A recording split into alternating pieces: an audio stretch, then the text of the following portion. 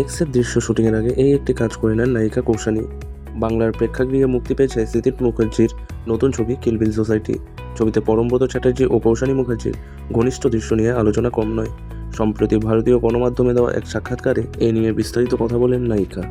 কিন্তু টলিউডে ঘনিষ্ঠ দৃশ্য শুটিংয়ে নারী সুরক্ষা বিষয়টি উঠে উঠেছে বারবার, তাই বাইরে থেকে আনা হয়েছিল বিশেষ কোঅর্ডিনেটর। ছবির পরিচালক সহ অভিনয় শিল্পীরা এ নিয়ে সেশন করেছিল।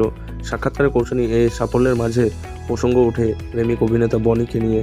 কৌশানী জানান, শুধু বনি নয়, পরিবারের সবাই কৌশানীর পাশে রয়েছে। এরপরই প্রসঙ্গ ওঠে চুম্বন দৃশ্যের আগে বনির সঙ্গে আলোচনা করেছিলেন কি না কৌশানী।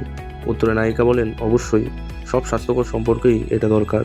আমার পার্টনারের মতামত গুরুত্বপূর্ণ, তবে শেষ পর্যন্ত সিদ্ধান্ত নিজেরই হয় কাজের ক্ষেত্রে।